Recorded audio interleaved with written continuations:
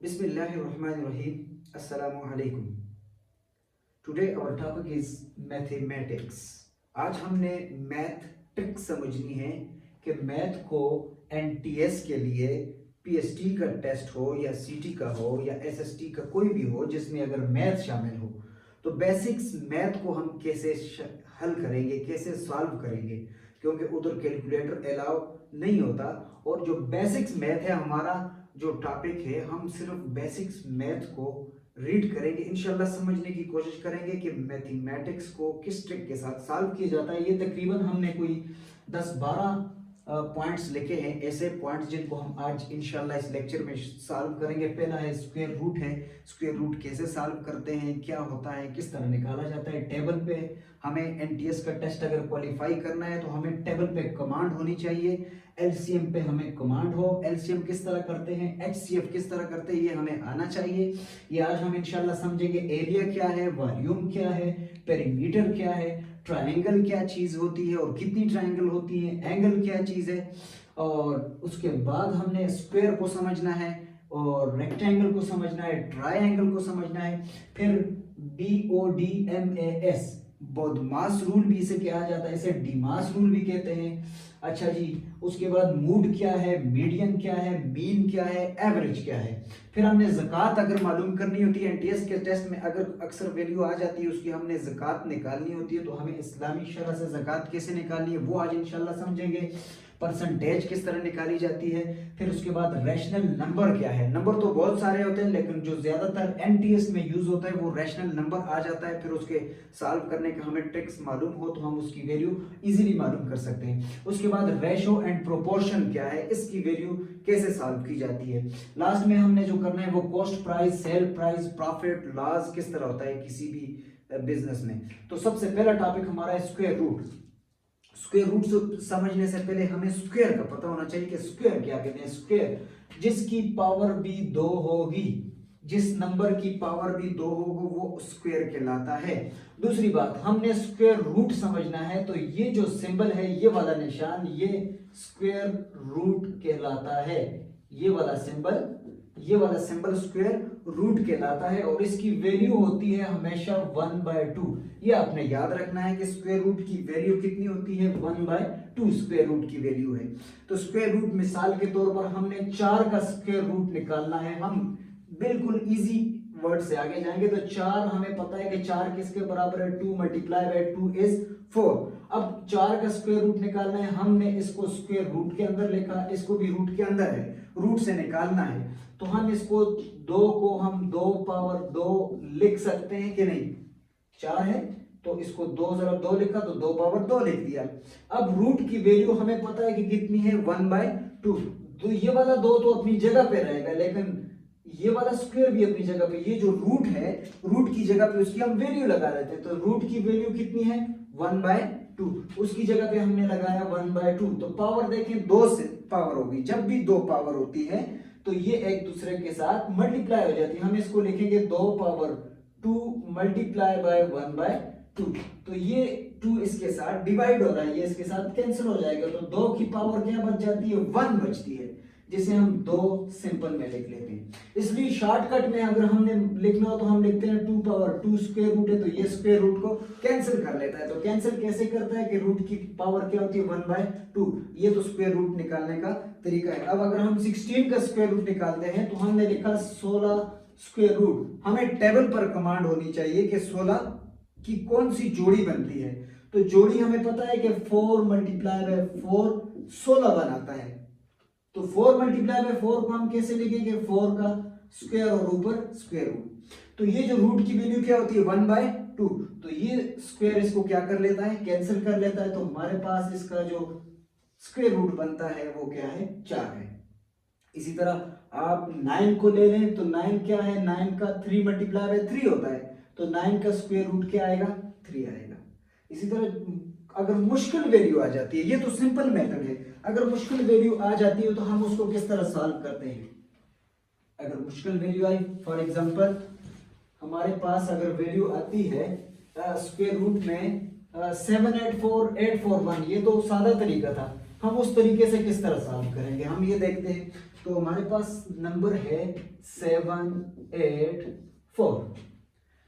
इसके तो हमें एक तरीका एलसीएम से निकालना है। एलसीएम नहीं आता तो हम इसको डिवीजन मेथड से या किसी दूसरे सादा मेथड से करेंगे। तो इसको हम इस तरह सॉल्व करेंगे, इसका स्क्वायर रूट निकालना है 784 का।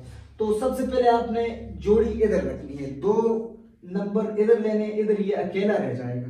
तो आपने ऐसा वर्ड इधर लिखना है, इधर लिखना है कि इससे नंबर कम आ जाए।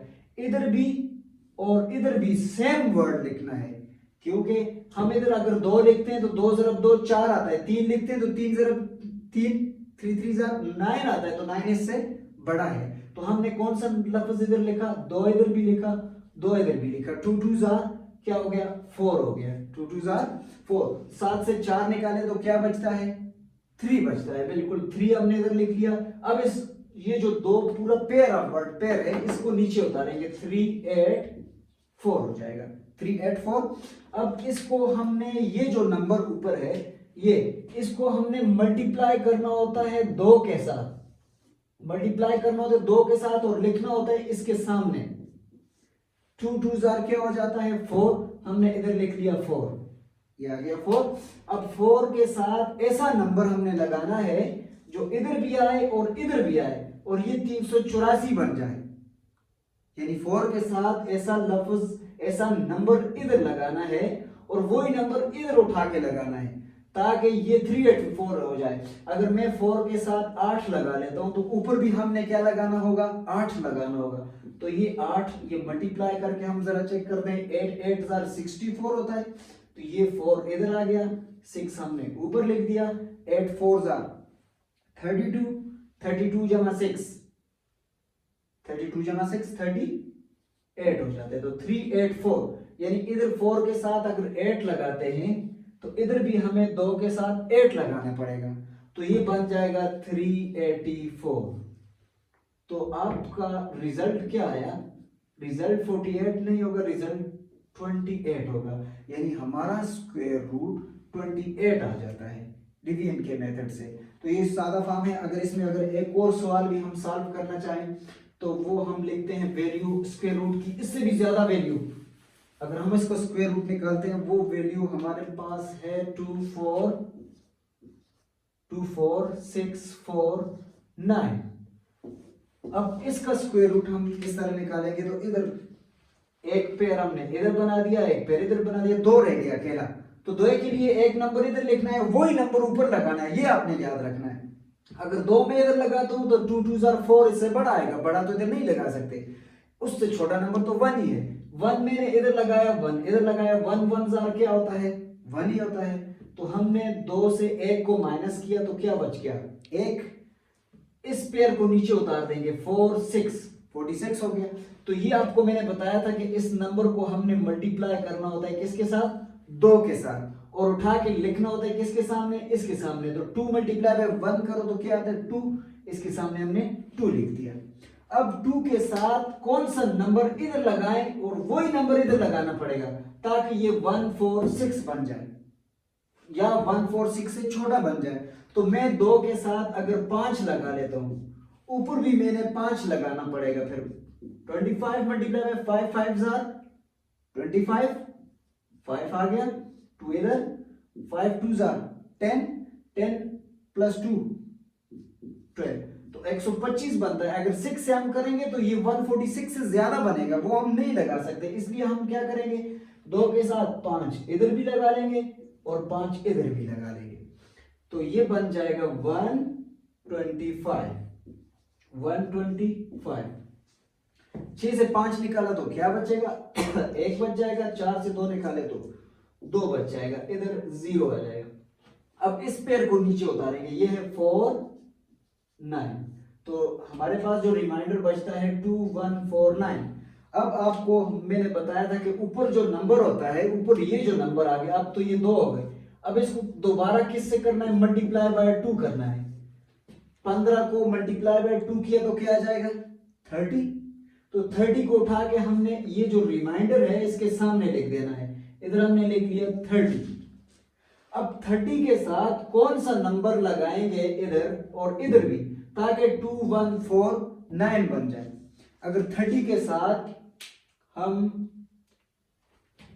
चेक करते हैं कि 30 के साथ हमने क्या लगाना है, तो 30 3 0 2 में लगा लेता हूं, तो ऊपर भी हमने 2 लगाना पड़ेगा, तो 2 2 जार 4 2 0 0 2 3 जार 6, तो ये तो बहुत कम वैल्यू बनती है। तो सबसे ज्यादा नंबर अगर हम 7 लगा के चेक करते हैं, 3 0 के साथ हमने 7 लगाया, इधर भी 7 लगाया, इधर भी 7 7 जार 49, 9 इधर आ गया, 4 इधर आ गया, 7 0 0 और ये 4 इधर आ जाएगा, 7 3 जार 21, तो ये 2149, दोनों तरफ 7 लगाने से ऊपर भी और नीचे भी, यानी इधर भी हमने 7 लगाना पड़ेगा, इधर भी हम 7 लगाएंगे, तो इसके साथ मैंने 7 इधर भी लिख लिया और इधर भी हमने 7 लिख लिया, तो ये बन जाएगा 2149, तो ये सारे कैंसिल हो जाएंगे, आपके पास result 157 is the square root of 24649, तो ये इजी मेथड है स्क्वायर रूट निकालने का। अब नेक्स्ट टॉपिक की तरफ हम जाते हैं, टेबल एलसीएम एचसीएफ और एरिया वॉल्यूम क्या होता है। ये तो आ गया स्क्वायर रूट निकालने का तरीका। अब हमने LCM least common factor, LCM से क्या बनता है, लीस्ट कॉमन फैक्टर। तो एलसीएम निकालने का सादा तरीका, सबसे पहले हम निकालते हैं कि अगर 25 का एलसीएम निकालना हो तो हम इसको 2 के टेबल से सॉल्व करेंगे, 3 से करेंगे, 4 से करेंगे, तो ये न 2 में आता है न 4 में, ये तो आता है 5 में, तो हमने लिखा 5 5 जार 25, तो 5 1 जार 5, तो इसके फैक्टर ये और ये दो इसके फैक्टर आ जाते हैं, 5 5 जार 25। एलसीएम निकालने का कोई सादा सा नंबर हम ले लेते हैं, मिसाल के तौर पर हमने कोई भी वैल्यू ली, हम 10 ले लेते हैं, 10 का एलसीएम निकालना है तो 2 सबसे छोटा नंबर 2 से लेंगे, 2 5 जार 10, ठीक है, 5 1 जार 5, तो इसके ये जो दो फैक्टर आ जाते हैं ये उसके एलसीएम हो जाते हैं। अब बहुत सारी वैल्यू है, एक 10 भी है, 20 भी है, 30 भी है, हम तीनों का एलसीएम लेते हैं, 10 20 30, इसका इकट्ठा एलसीएम लेना है, तो हम इसको 2 के टेबल से 2 5 जार 10, 2 10 जार 20, 2 15 जार 30, तो ये आ जाएगा 5 1 जार 5, 5 2 जार 10, 5 3 जार 15, तो ये 3 नंबर तो बच गए हमारे पास, 2 1 जार 2, 3 का 3 आ जाएगा, अब 3 रह गया है, तो 3 के लिए हम 3 का टेबल यूज करेंगे, 1 1, तो आपका जो रिजल्ट है वो रिजल्ट क्या है, 3 2 5 2, इनको मल्टीप्लाई करेंगे तो उसी को हम क्या नाम देंगे, लीस्ट कॉमन फैक्टर, वो एलसीएम हो जाएगा। अब एचसीएफ क्या है, हाईएस्ट कॉमन फैक्टर, किसी भी नंबर का हाईएस्ट कॉमन फैक्टर निकालना कैसे होता है, 5 4 2 7 1 8, 5 4 2 7 1 8, इसका एचसीएफ निकालना है, तो एचसीएफ का तरीका भी उसी तरह अगर हम कर दें, ये इसी तरीके से वो नंबर जो तीनों फिगर्स में सेम आएगा उसे हम उसका एचसीएफ कहेंगे, हाईएस्ट कॉमन फैक्टर जो रिपीट हो रहा हो उसे हम कहेंगे। मिसाल के तौर पर हम अगर पहले 54 को सॉल्व करते हैं तो 54 2 के टेबल से हम करते हैं, 2 2 जार 4, एक इधर आ गया 14 हो गया, 2 7 जार 14, अब 27 कौन से टेबल में आता है, 2 के टेबल में भी नहीं आता, 3 के टेबल में आता है, 3 9 जार 27, 3 3 जार 9, 3 1 जार 3, तो जो रिजल्ट इसका बनता है वो है 2 3 3 3। अब हम दूसरे का लिखेंगे, दूसरा है 27, इसके एलसीएम निकालना है तो ये 27 3 से होता है, 3 9 जार 27, 3 3 जार 9, 3 1 is 3, तो इसके फैक्टर आ गए 3 3 3। अब तीसरा हमने करना है 18 सॉल्व करना है, तो 18 हम लिखते हैं 18, 2 9 जार 18, 3 1 जार 3, लेकिन ये तो 9 है तो इधर हम क्या लिखेंगे, 3 3 जार 9, 3 1 is 3। तो इन तीनों फैक्टर्स को हम लिखेंगे, इनका जो रिजल्ट है हम इसको इस तरह लिखते हैं। पहले हम लिखते हैं 54 इज इक्वल टू व्हाट, ये जो इसके फैक्टर हैं 1 2 3 4 फैक्टर इसका रिजल्ट है, इनको हम इलादा इलादा लिखेंगे। मैं इसको लिख लेता हूँ 2 multiply bye 3 multiply by 3 multiply by 3, ये इसके एलसीएम आ गए।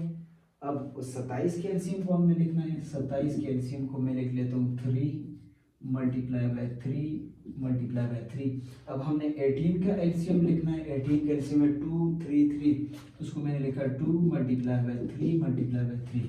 अब इसका हाईएस्ट कॉमन फैक्टर कौन सा होगा, वो जो तीनों में हो। ये वाला 3 इधर भी है, इधर भी है, ये वाला 3 इधर भी है, इधर भी है, तो ये 3 इधर भी है, इधर भी है, इधर भी है, तीनों में। तो ये कंडीशन इधर भी है, बाकी कोई भी कॉमन नंबर नहीं है, कॉमन फैक्टर नहीं है। तो हम इसमें से एक ले लेंगे, वो होगा 3, इसमें से एक ले लेंगे, वो होगा 3 मल्टीप्लाई बाय 3 9 इज HCF। 9 क्या होगा, 9 HCF होगा। किसका HCF है, 54 27 18 का HCF है। अच्छा, अब उसके बाद HCF डिवीजन मेथड से कैसे सॉल्व करते हैं, तो उसके लिए हमारे पास एक नंबर है 96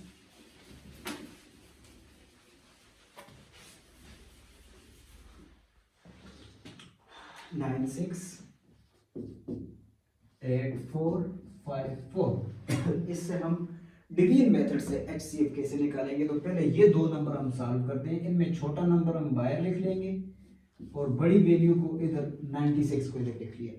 अब इसको डिवाइड करने के तरीके से करेंगे तो 84 1s are 84, 2 करेंगे मल्टीप्लाई तो इससे ज्यादा नंबर आता है। तो ये 6 से 4 निकाले 2, 9 से 8 निकाले 12, 1 आ गया, 12 हो गया। अब हम इसको इस तरह, इस फैक्टर को उठा के हम इधर ले आएंगे। ये वाला जो नंबर होगा ये 84, इसको हमने उठा के इधर इधर लिख लेना है, तो ये आ जाएगा 84। इधर नंबर कौन सा है, 12 है। 12 कितने, 84 होता है 12। अगर हमें टेबल में कंफ्यूज भी होता है तो हम इस तरह सॉल्व करेंगे। 12 मल्टीप्लाई बाय 7, हमने रफ पे मल्टीप्लाई किया, 7 2s are 14 आ गया, 7 1s are 7 और एक 8, यानी 12 मल्टीप्लाई बाय 7 12 7 84। 12 मल्टीप्लाई बाय 7 करें तो क्या आता है, तो हमने 12 को इधर क्या लिखा, 7 लिखा, तो ये आ गया 84। तो इधर जो बचता है या जो HCF है वो क्या है, 12 है। किसका, 96 और 84 का HCF आ गया 12। अब हम एक वर्ड तो ले गया 54 को हम 12 के साथ लेंगे, तो हमने इधर लिखा 12 और इधर हमने लिख दिया जी 54।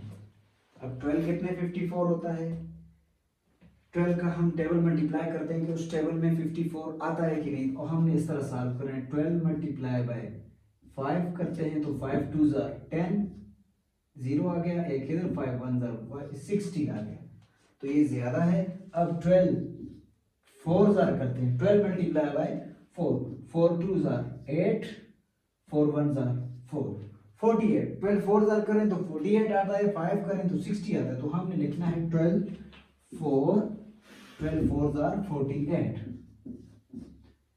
4 से 8 माइनस तो नहीं हो सकते, एक इधर से कैरी चला गया तो ये 14 हो गया, 14 से 8 निकाले तो 6 आता है, और 4 से 4 ये 6 आ गया। अब इधर कौन सा नंबर आएगा, इधर हम 12 को उठा के, इसको उठा के हम इधर लिख लेंगे तो 12 इधर आ जाएगा। इधर 6 है, उधर 12 है, 6 कितने 12 होते हैं, तो 6 2s are 12 होता है, तो हमने इधर लगाया 6, इधर 2 लगाया, इधर 12 आ गया, तो ये आ गया कैंसर। तो ये जो 6 आता है ये HCF आएगा 12 और 54 का, 12 और 54 का HCF क्या आ गया, 6 आ गया। तो ये ट्रिक है क्या निकालने की, हाईएस्ट कॉमन फैक्टर निकालने की। अब तीसरे की तरफ आते हैं कि एरिया वॉल्यूम पेरीमीटर क्या है। Area, what is difference between area, तो शॉर्टकट में लेंथ मल्टीप्लाई बाय विड्थ को एरिया कहा जाता है। Length multiply by width is area. ये एरिया है, ये कोई भी रेक्टेंगल है ये इसकी साइड 2 मीटर है, ये 6 मीटर है, तो ये आ गई L और ये आ गई विड्थ, लंबाई ज़रब चौड़ाई इज इक्वल टू एरिया। तो इसको मल्टीप्लाई करेंगे तो area is equal to 2 multiply by 6 is equal to 12 इसका एरिया आ जाएगा। अब अगर हमें पेरीमीटर निकालना है तो पेरीमीटर क्या चीज होगी, पेरीमीटर के लिए अगर इसकी साइड 2 है, इसकी साइड 6 है, बाकी हमें गिवन नहीं है, तो अगर रेक्टेंगल है तो अगर गिवन हो तो हम इधर 6 लिख लेंगे, इधर 2 लिख लेंगे। तो पेरीमीटर में हम सबको जमा करेंगे, चारों कोनों को, इसको भी, इसको भी, इसको भी, तो ये आ जाएगा 2 + 6 + 2 + 6 P is equal to 2 × 6 8, 8 × 2 10, 10 × 6 16, perimeter क्या आ जाएगा 16, एरिया इसका क्या आ जाएगा 12। यानी पेरीमीटर में चारों साइड्स को चाहे स्क्वायर हो या रेक्टेंगल हो प्लस करना है, और एरिया में दो साइड एक लेंथ और विड्थ को मल्टीप्लाई करना है। इसको शॉर्टकट फार्मूले में हम इस तरह भी लिख सकते हैं कि 2 multiply by length multiply by width. Shortcut में 2 मल्टीप्लाई बाय लेंथ और इनको हम प्लस कर लेते हैं इन साइड्स को। तो इधर भी वही अगर फार्मूले अप्लाई किया जाए तो हम इसको इस तरह लिख सकते हैं कि 2 multiply bye 2 plus 6, 2 multiply bye 2 × 6 8 हो गया, 8 × 2 16। तो इस फार्मूले से भी कर सकते हैं, चारों साइडों को जमा भी कर सकते हैं। वो पेरीमीटर होता है। वॉल्यूम क्या होता है, तो एरिया 2 लेंथ होती है, वॉल्यूम 3 लेंथ होती है। हमारे पास अगर कोई बुक है, इसकी ये विड्थ है, ये लेंथ है और ये इसकी हाइट भी कह सकते हैं, ठीक है। ये जो इसकी मोटाई होगी ये तीसरी चीज होगी, ये 1, ये 2, ये 3 मिलती हैं तो वॉल्यूम बनाती हैं। तो वॉल्यूम में हम तीनों को मल्टीप्लाई करते हैं तो हम इस तरह लिखेंगे कि volume is equal to L multiply by L multiply by L। यानी 3 लेंथ मिलती है तो वॉल्यूम बनता है, 2 लेंथ मिलती है तो एरिया बनता है। तो ये डिफरेंस है, इसमें 3 लेंथ आती है, तो इसलिए इसकी यूनिट में हम मीटर क्यूब लिखते हैं, पावर 3 लिखते हैं। अब तीसरा टॉपिक है ट्रायंगल और angle. What is triangle, triangle क्या होती है, एंगल क्या होता है। सबसे पहले एंगल को समझते हैं। What is angle. 2 rays, 2 rays angle बनाती हैं, एक रेज ये है, एक रेज ये, तो ये जो बनने वाली जगह है इसे एंगल कहते हैं, उर्दू में जाविया कहते हैं एंगल। तो 2 रेज, एक ये और एक ये, 2 रेज मिलकर एंगल बनाती हैं। एंगल तो बहुत सारे हैं, लेकिन जो ज्यादातर एमटीएस के क्वेश्चन में आते हैं, एक एंगल होता है राइट एंगल, एक एंगल है राइट एंगल, 90 के जाविये वाले को राइट एंगल कहते हैं। एक होता है एक्यूट एंगल, एक होता है ऑब्ट्यूज एंगल। एंगल बहुत सारे हैं, लेकिन जो बेसिक ज्यादातर जो यूज होने वाले, एक राइट एंगल 90 के जाविये का, एक acute angle less than 90, less than 90, greater than 90, 90 से छोटा होगा, 80 हो, 89 हो, 70 हो, 50 हो, वो एक्यूट एंगल आएगा। 90 से बड़ा होगा वो ऑब्ट्यूज एंगल कहलाएगा, और जो 90 का जाविया होगा वो राइट एंगल कहलाएगा। तो 90 का जाविया हमेशा इस तरह होता है, एल की शेप में। ये जो जाविया इसके इन साइड पर बन रहा है वो ये इस तरह होगा, ये हमेशा 90 का जाविया है। और जो ट्रायंगल 90 के जाविये वाली बनती है, जिसमें एक एंगल 90 का हो, उसे राइट एंगल ट्रायंगल कहा जाता है, उसे राइट एंगल ट्रायंगल कहा जाता है। और एक ट्रायंगल है इक्विलैटरल ट्रायंगल, एक right angle triangle, equilateral triangle जिसकी तीनों साइडें बराबर हो, तीनों साइडें, अगर इधर 3 मीटर है तो इधर भी 3 होगा, इधर भी 3 होगा, वो इक्विलैटरल ट्रायंगल कहलाएगी। एक होती है आइसोसेलेस ट्रायंगल होती है, आइसोसेलेस में अगर इधर 3 है, इधर 3 है तो इधर 2 है, जिसकी 2 साइडें बराबर होती हैं वो आइसोसेलेस ट्रायंगल कहलाती है।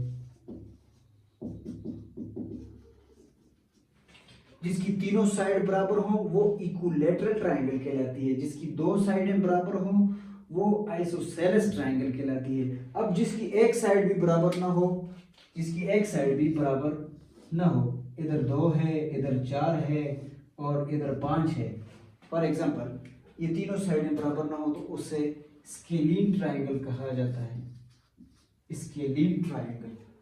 तो ट्रायंगल तकरीबन हो गई। अब आगे है स्क्वायर रेक्टेंगल ट्रायंगल, जिसकी चारों साइडें एक जैसी हो उसे स्क्वायर कहा जाता है। अगर इसकी लेंथ 3 मीटर है तो इधर भी 3 होगा, इधर भी 3 होगा, इधर भी 3 होगा, तो ये स्क्वायर कहलाएगा। उर्दू में जिसे मुरब्बा कहते हैं, जिसकी चारों साइडें सेम हो वो स्क्वायर कहलाता है। अब जिसकी दो साइडें सेम है, इस तरह हो, दो छोटी, इधर इसकी वैल्यू अगर 2 है तो इधर 10 होगी, ये भी 10 होगी, ये भी 2 होगी। दो साइडें जिसकी इक्वल हो और दो अपोजिट, यानी दो छोटी साइडें और दो वेट, इसमें चारों साइड इक्वल हैं, इसमें दो साइड इक्वल हैं, तो ये है रेक्टेंगल, इसे रेक्टेंगल कहा जाता है। और ट्रायंगल तो आप जानते हैं, जो 3 कोनों वाली होती है उसे ट्रायंगल कहा जाता है। अब है BOD-MAS रूल। इससे पहले जो ज्यादा यूज होने वाली चीज मैथ में है वो है BOD-MAS रूल, जो है BOD-MAS रूल। बी से ब्रैकेट, यानी कोई भी नंबर होगा उससे सबसे पहले आपने ब्रैकेट सॉल्व करना है। ओ से ऑर्डर देखना है, उस पे ऑर्डर यानी x पावर 2 है या स्क्वायर रूट है, वो ऑर्डर आपने सॉल्व करना है। फिर डी से डिवाइड करना है, एम से मल्टीप्लाई और ए से ऐड करना है, ऐड करना जमा करना, और लास्ट में आपने क्या करना है, सबट्रैक्ट करना है। ये रूल है। उर्दू में इसके लिए सादा सा जो फार्मूला हम लोग यूज करते हैं वो हम लिखते हैं कि बक तजम, बक तजम, बा से ब्रैकेट, काफ से कसर, ता से तकसीम, ज़ात से ज़र्ब, जीम से जमा, मीम से मनफी। बक तजम यानी सबसे पहले ब्रैकेट सॉल्व करना है, फिर कसर हटानी है, फिर तकसीम, फिर ज़र्ब, फिर जमा, फिर मनफी लास्ट में। तो इंग्लिश में भी ब्रैकेट पहले करना है, ऑर्डर बाद में सॉल्व करना है, डिवाइड उसके बाद, मल्टीप्लाई उसके बाद, ऐड जमा उसके बाद करना है और सब्ट्रैक्ट लास्ट में करना है। कोई भी नंबर हम इधर लिख लेते हैं, मैं इधर लिखता हूँ 2 मल्टीप्लाई बाय 2 प्लस 2 माइनस 2 और डिवाइडेड 4। अब ब्रैकेट तो इसमें हमने नहीं डाला, ब्रैकेट भी 3 होते हैं, एक बड़ा, एक दरमियान वाला, एक छोटा। छोटे को सबसे पहले आपने सॉल्व करना होता है। इसमें सबसे पहले कौन सी चीज करेंगे, रूल के मुताबिक ब्रैकेट को पहले करते हैं, ब्रैकेट है नहीं, फिर तकसीम को, ब्रैकेट और डिवाइड को पहले करते हैं। तो डिवाइड वाले ये दो हैं, इन दो को पहले सॉल्व करेंगे, ये दो डिवाइड वाले। इसको हमने लिखा 2 मल्टीप्लाई बाय 2 प्लस 2 और 4 को डिवाइड करें तो क्या आता है। अगर मजीद आपके लिए मुश्किल हो जाता है हम इसको इस तरह लिख लेते हैं, 4 plus 4 divided by 2, 4 divided by 2, minus हम इसके साथ लगा लेते हैं ताकि कंफ्यूज हो। 4 डिवाइडेड बाय 2 करें तो 4 डिवाइडेड बाय 2 तो 2 बचता है, तो इधर हमने इसकी जगह पे लिख लिया प्लस 2। अब डिवाइड के बाद कौन सी चीज करनी है, इस रूल से आपने देख लेना है। डिवाइड के बाद मल्टीप्लाई है, तो मल्टीप्लाई किसके दरमियान है, ये पहले दो नंबर के दरमियान। 2 मल्टीप्लाई बाय 2 करें तो क्या आता है, 4 आता है। तो अब इसकी बारी है, तो 4 प्लस 4, सॉरी प्लस नहीं माइनस 4 माइनस 2 प्लस 2। अब प्लस फिर भी है, माइनस वाले को लास्ट में करना है, ऐड वाले को अब करना है। तो ऐड वाले कौन से, जिसके साथ निशान कुछ भी ना हो उसके साथ प्लस होता है। तो एक ये प्लस वाला है, एक ये प्लस वाला है, तो इन दो को पहले जमा करना है। 4 जमा 2, 4 जमा 2 किया तो क्या आ जाएगा, 6 माइनस 2। अब माइनस वाले को लास्ट में करेंगे तो 6 माइनस 2 किया तो क्या आ जाएगा आंसर, 4 आंसर आ जाएगा। ये तो सादा सा एग्जांपल मैंने दी है। कोई भी नंबर आएगा तो आपने इस रूल से उसको सॉल्व करना है, तो आपका रिजल्ट ठीक आ जाएगा इंशाल्लाह। अच्छा, अब लास्ट मूड, मीडियन, मीन क्या होते हैं? ये जो एनटीएस में ज्यादा आने वाले क्वेश्चन है, मूड, मीडियन और मीन क्या चीज है? Mood, mood, median, mean. Mood most repetitive number, most repeat,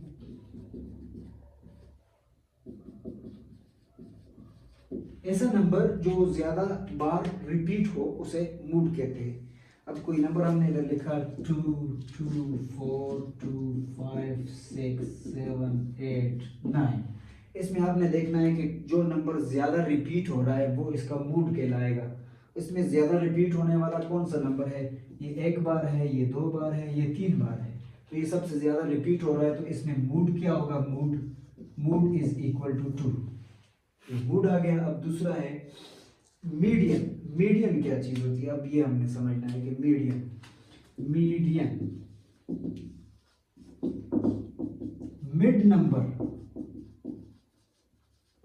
दरमियान वाला जो नंबर होगा, मीडियन मिड से है, मिड नंबर जो सबका दरमियानी नंबर होगा वो मीडियन कहलाएगा। अब इसी में अगर हम देख लेते हैं तो 3, 4 नंबर इधर हमने ले लिए, 4 इधर ले लिए, 1, 2, 3, 4, 1, 2, 3, 4 इधर ले लिए। तो इनका मिड नंबर कौन सा आ गया?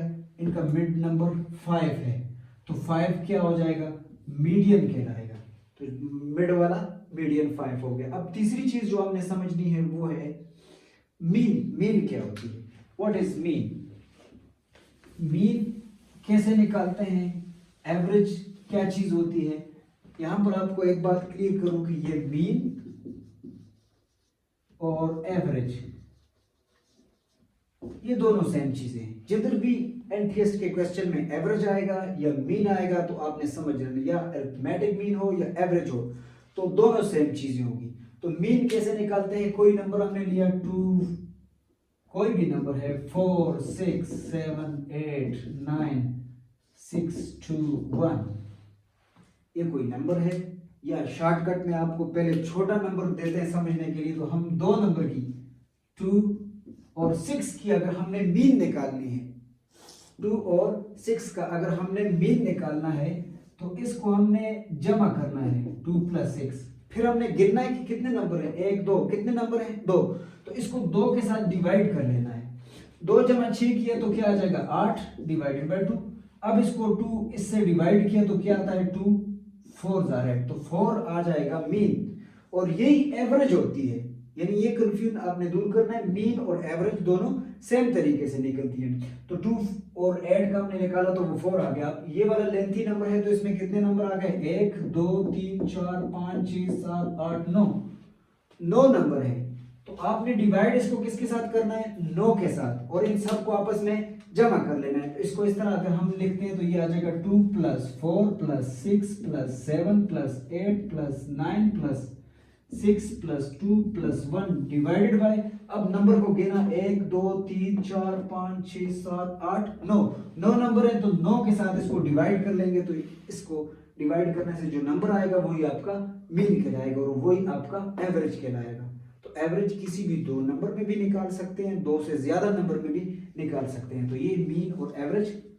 अच्छा, अब ज़कात कैसे निकालनी है? किसी भी इस्लामी रूल से हमें पता है कि ज़कात किस तरह निकाली जाती है।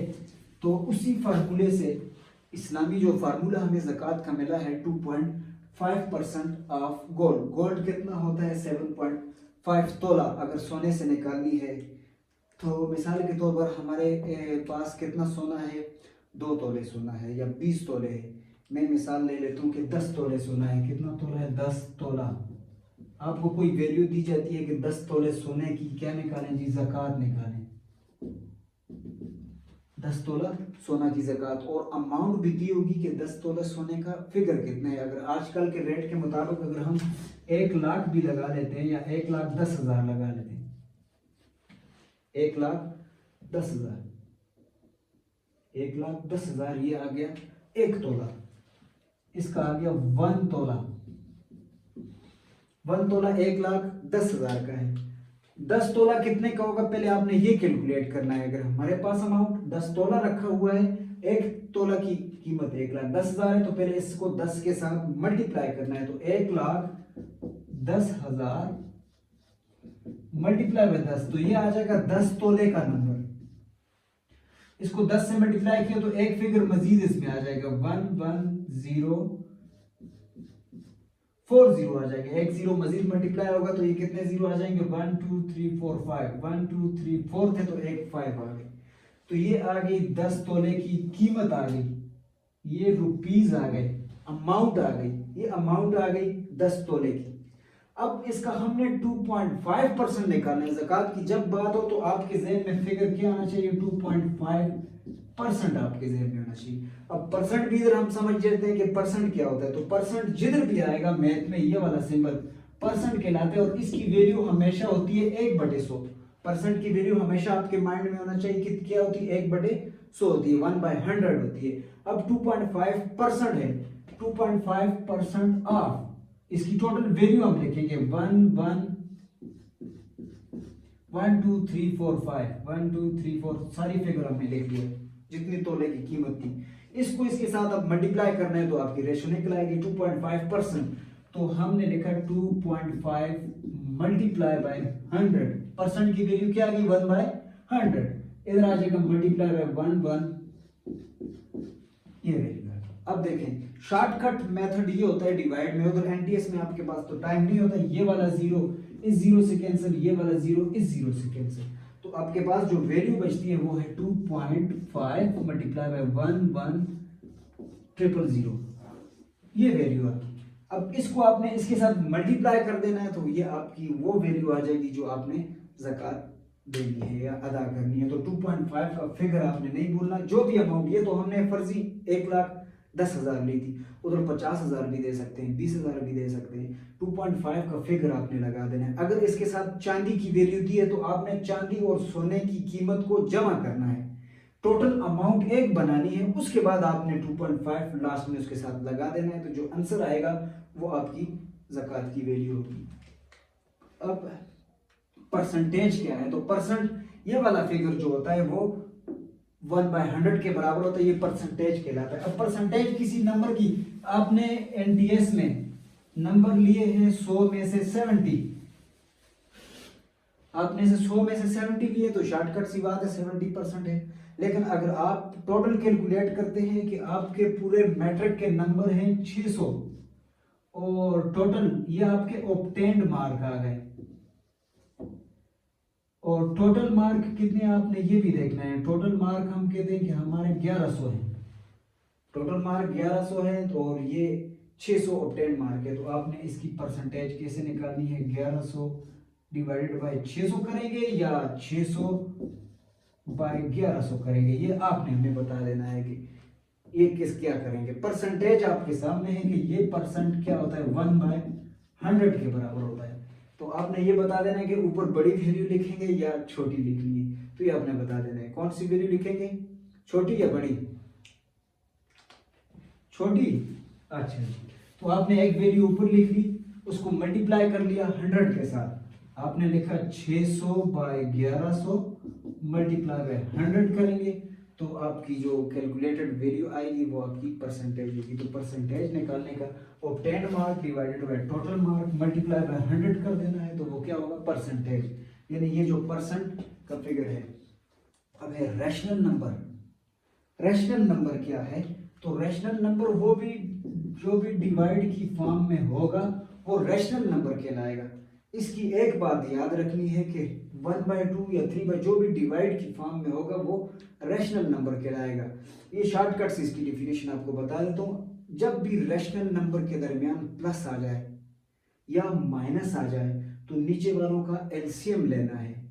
अगर मल्टीप्लाई आए तो शॉर्टकट से सॉल्व करना है। ये में इसको 2/3 मल्टीप्लाई बाय 4/2, इधर हमने मल्टीप्लाई लिख लिया है तो इसका एलसीएम नहीं लेना। डिवाइड आए तो एलसीएम नहीं लेना, प्लस आए तो एलसीएम लेना है, माइनस आए तो एलसीएम लेना है, किसका, नीचे वालों का। अब अगर इसको हमने सॉल्व करना है तो ये तो शॉर्टकट में सॉल्व हो जाएगा, ऊपर वाले आपस में मल्टीप्लाई हो जाएंगे, नीचे वाले आपस में 2 4 8 3 2 6 ये हो जाएगा। लेकिन यहाँ पर सॉल्व करने का मेथड चेंज है। नीचे 4 और 2 का पहले हमने एलसीएम लेना है। 4 और 2 का एलसीएम 2 2 जार 4 2 1 जार 2 2 1 जार 2। तो ये दो फिगर हमारा एलसीएम आ गया। 2 मल्टीप्लाई बाय 2 क्या है? एलसीएम है। तो 2 मल्टीप्लाई बाय 2 क्या होता है? 4 होता है। तो हमने लगाया 4। अब इस 2 का टेबल पढ़ेंगे, 4 आ जाए। 2 कितने? 4 होता है। 2 कितने जार? 4 होता है। तो 2 1 जार 2 2 2 जार 4 होता है। तो 2 2 जार 4, वो 2 जो बचा वो हमने इधर लगा लिया। अब इस 2 के ऊपर जो नंबर है क्या है? 1 है, वो उसको उठा के इसके साथ लिख देना है। अब सेंटर में कौन सा फिगर है? प्लस है, तो प्लस लगा देना है। माइनस हो तो माइनस लगाएंगे। अब 4 कितने? 4 होता है। 4 1 जार 4 होता है, तो आपने इधर 1 लगाया। मल्टीप्लाई ऊपर जो नंबर है वो 3 आपने लगा दिया। 2 मल्टीप्लाई बाय 1 किया तो क्या आता है? 2। 3 मल्टीप्लाई बाय 1 किया तो क्या आ जाएगा? 3 डिवाइडेड बाय 4। तो 2 प्लस 3 5/4। तो ये आ गया 5/4। ये आपका रैशनल नंबर सॉल्व हो गया। रैशनल नंबर में हमने अगर सेंटर में प्लस या माइनस आए तो नीचे वालों का एलसीएम लेके सॉल्व करना है। और अगर डिवाइड आ जाए तो फिर क्या करेंगे? अगर मैं लिखता हूं 4/3 डिवाइडेड बाय 2/4, इसको कैसे करेंगे? तो डिवाइड को खत्म करने के लिए हम यहां पर मल्टीप्लाई लगाएंगे। जैसे ही मल्टीप्लाई लगाएंगे तो सामने वाले नंबर को उलट कर लेंगे, यानी 4 ऊपर चला जाएगा, 2 नीचे आ जाएगा।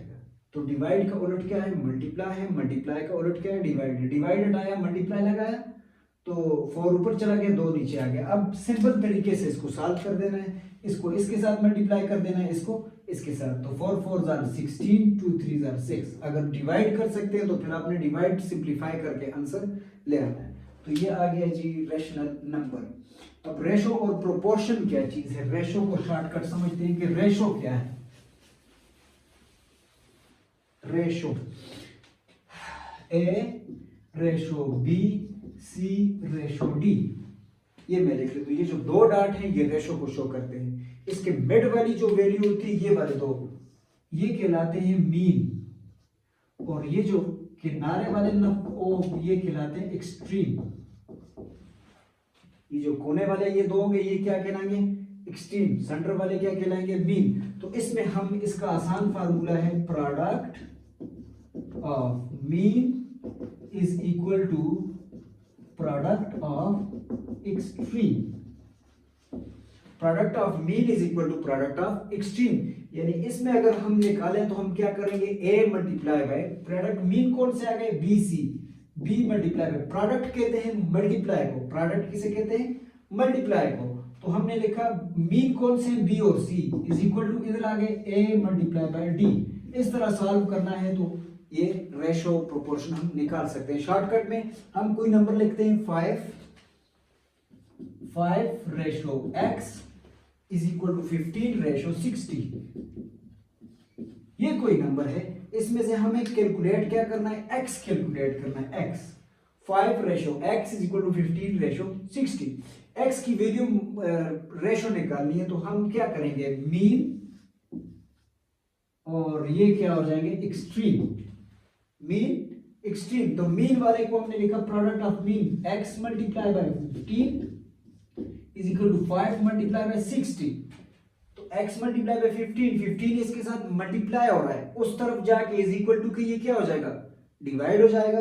तो हम इसको उधर ले जाते हैं तो ये x is equal to 5 multiply by 60 divided by 15 आ जाएगा। तो इसको इससे मल्टीप्लाई करना है और 15 के साथ क्या कर लेना है? डिवाइड कर लेना है। तो 5 1 is 5, 15 1 are 15 और 15 4 are 60 होता है। 15 1 are 15 और 15 4 are 60 हो गए। इधर 4 बच गया, इधर 5 बच गया। तो हमने लिखा 5 मल्टीप्लाई बाय 4। 5 मल्टीप्लाई बाय 4 करें तो क्या आ जाएगा? 20। तो ये 20 जो होगा ये x की वैल्यू होगी, यानी x इज इक्वल टू 20। ये रेशो निकालने का तरीका है। तो शॉर्टकट मेथड ये है। अगर वैल्यू चेंज आ जाए तो वो इंशाल्लाह नेक्स्ट चैप्टर में हम नेक्स्ट टॉपिक में डिटेल के साथ रेशो और प्रोपोर्शन बताएंगे। इसी तरह ये तो सरसरी सी हमने ये सिर्फ डिफिनीशन आपको बताई है एनटीएस सॉल्व करने की। इंशाल्लाह जब नेक्स्ट आएगा और जो भी हमारा जो नेक्स्ट लेक्चर होगा उसमें हम इंशाल्लाह सारे के सारे डिटेल के साथ आपके सामने सारे एक्सप्लेन करेंगे कि एनटीएस में अगर आपका मैथ का पोर्शन आ जाता है तो उसको आप कैसे सॉल्व करेंगे। इंशाल्लाह उम्मीद है आपको समझ आई होगी। तो इंशाल्लाह फिर मिलते हैं एक नए लेक्चर के साथ। Thank you for watching.